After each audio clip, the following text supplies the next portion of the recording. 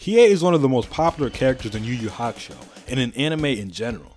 He is one of the main codifiers of the black-haired, edgy rival trope, alongside Vegeta and Sasuke, the latter of which he actually inspired. Something interesting is that the series author Yoshihiro Togashi has revealed that Hiei wasn't inspired by Vegeta, but in fact a character called Skunky from the shoujo manga Pataliro, which is where he gets his hair design from. But what might be even more surprising than that is that Hiei's character was never intended to be a main character from the start, unlike Kurama and Kuwabara.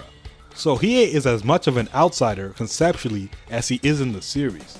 And I find it incredibly remarkable how far Yoshihiro Togashi was able to take this one concept of Hiei being an outsider and apply it on every level of Hiei's character, while giving him so much depth. Many people think a character has to have tons of complex and interweaving motives to be a deep and interesting character, but this simply isn't true. I've already made a full video dissecting how Toguro is a simple yet intriguing character, but in this video, we'll be diving deep into what makes Hiei such a compelling character. At first, it's hard to imagine that Hiei wasn't meant to be anything more than a one-off villain, given how iconic he is to the franchise. But if you look back at the initial appearance of Hiei, he didn't have much to him besides his villainy. Hiei was introduced in chapter 20 of the manga, or episode 8 of the anime, in the Artifacts of Darkness arc, alongside Kurama and Goki. Now Kurama was always planned to be a main character, which is likely why Togashi made him sympathetic from the start. But Hiei and Goki had no redeeming qualities in their first appearance. While Goki devoured souls, Hiei transformed humans into demons using his conjuring blade, and controlled them through his Jagan Eye. The Janganchi form is probably the biggest proof that Hiei was supposed to be a one-off villain, since this transformation never appears in the series again. Togashi even notes in an interview that had he intended Hiei to become a protagonist, he wouldn't have given him such an unattractive design in this form. This shows that even in concept, Hiei is an outsider who was never really intended to stand alongside our other three heroes. But likely due to his popularity, Togashi decided to bring Hiei back into the story, transforming him into the edgy anti-hero we all know him as today. Hiei's character had to be tweaked a bit to fit into the cast, mainly scrapping his Jaganshi form and maniacally evil personality. The new Hiei is a lot more antisocial and aloof, and he has the most varied dynamics within the group. But out of the main four, Hiei is definitely the odd one out. While Hiei and Kurama are both demons, Hiei is the only one of the three who doesn't inhabit a human body, which you really wouldn't notice until you saw his third eye. But what is outwardly noticeable is that the other three members of the group are all students, typically wearing their colorful school uniforms. In contrast, Hiei dons his signature all-black cloak. Hiei's trustworthiness is first tested at the gates of betrayal, where the Saint Beasts offer him to join them and betray his team. But Hiei does pass the test and saves Team Urameshi, but obviously not without asserting that he didn't do it for their sakes. Hiei is an outsider not just in concept, but also in his personality and his dynamics with the other characters. But this also extends into his backstory and his core motivations. Hiei was conceived as an outcast as a character concept, but also quite literally in the story. Hiei's mother was an ice maiden, which is an all-female species of yokai that can normally only give birth to other female ice maidens. The only exception being if an ice maiden had a child with another species, which is how Hiei was conceived. Worst of all, Hiei's father happened to be a fire yokai, making him an even bigger threat to the ice maidens. This shows that fundamentally, Hiei can never safely become close to the Ice Maidens, the same way ice can never coexist to fire. The Ice Maidens decided that it was safest to cast out the baby Hiei, and it may have been true that he had been cast out because he was dangerous, but it's also possible that Hiei became dangerous because he was an outcast. This story brings to mind the old African proverb, "A child not embraced by the village will burn it down to feel its warmth," and this is especially relevant in this case, since the Ice Maidens are cold, both in a literal sense, but also a metaphorical sense, as their culture is very rigid, as Yukina remarks. The Ice Maidens feared that Hiei, as a fire yokai, would literally burn down their civilization, so they refused to embrace him, and they coldly cast him out as a baby. By their nature, Ice Maidens cannot coexist with fire yokai, so they must be cold toward Hiei and abandon him. But as a result, that emotionally cold behavior is likely why the baby will become the very thing that will destroy them all.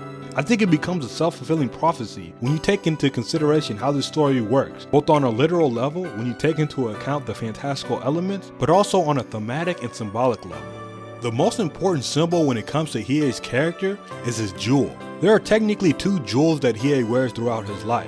The first being his own jewel, which he loses early in his adventures, and the other being his sister's jewel that she hides from Tarukane and later gives to Hiei. Ice maidens are able to produce jewels with their tears, and these two particular jewels were created by Hiei's mother during childbirth right before her death. Hiei's jewel might just be the most important thing to him, as he's willing to sacrifice everything for it, and that's likely because it symbolizes the only moment of intimate connection in his life, his birth. Pretty much right after that, it starts going downhill pretty fast. But using this understanding of Hiei, we can now look at his action through the story on a deeper level and through a new light.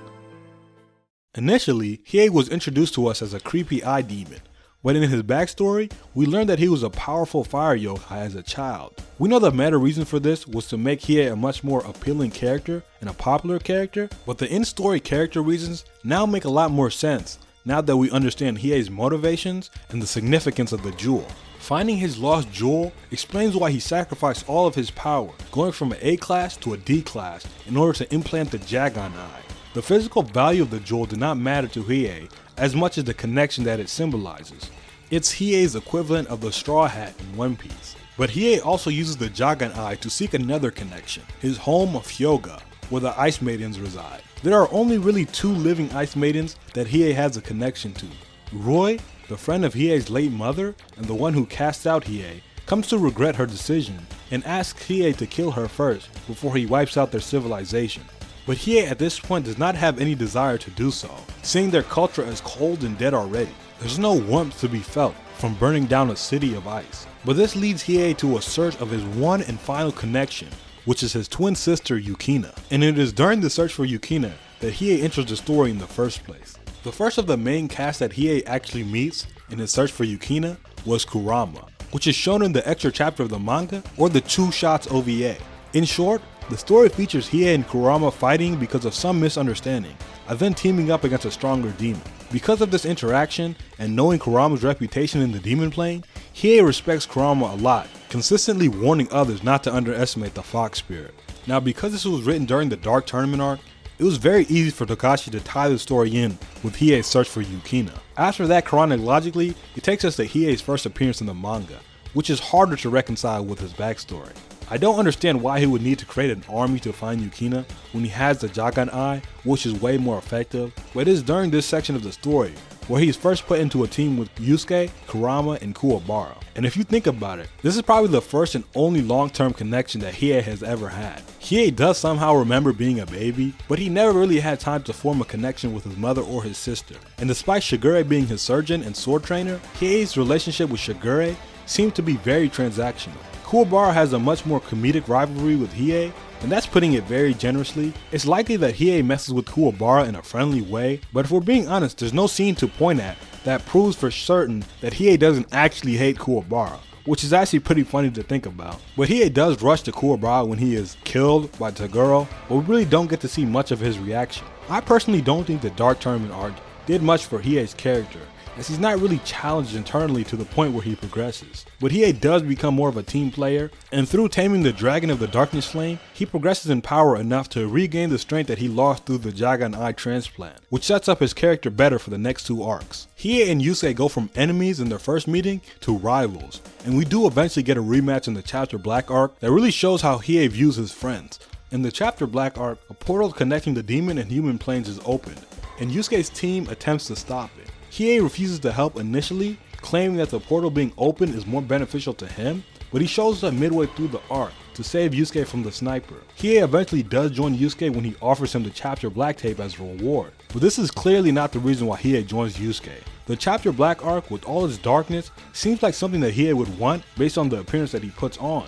But as we see by the end of the arc, Hiei ends up destroying the Chapter Black tape. We can contrast this item, the Chapter Black tape, which Hiei pretends to care about, with the one he actually does care about, which is the jewel. The jewel, as we've explored, symbolizes the connections in Hiei's life, which is why it's precious to him. And you can apply the same concept to Demon World, which Hiei also pretends to care about. But he chooses to protect the human world, because in the end, it inhabits the people and the friends that he actually does care about. These are just a few examples that shows that Hiei's aloofness and edginess is just a persona that he puts on. Togashi has even stated that Hiei's character was based on the idea of middle school syndrome, which is a phase where people pretend they are a lot cooler than they actually are. Hiei's character conclusion in the Three Kings arc is interesting, because while we do explore his origins, Hiei does not have a direct connection to one of the three kings like Yusuke does with Raizen or Kurama does with Yomi. Hiei and Mukuro's connection is based on the two sharing similarities in their origins, but more importantly, how they cope with it. Mukuro's backstory is extremely graphic, and it's honestly worse than Hiei's is,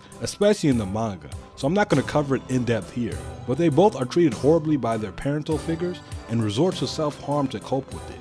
For Mukuro, she mutilated herself with acid to escape her father, making herself an outcast intentionally.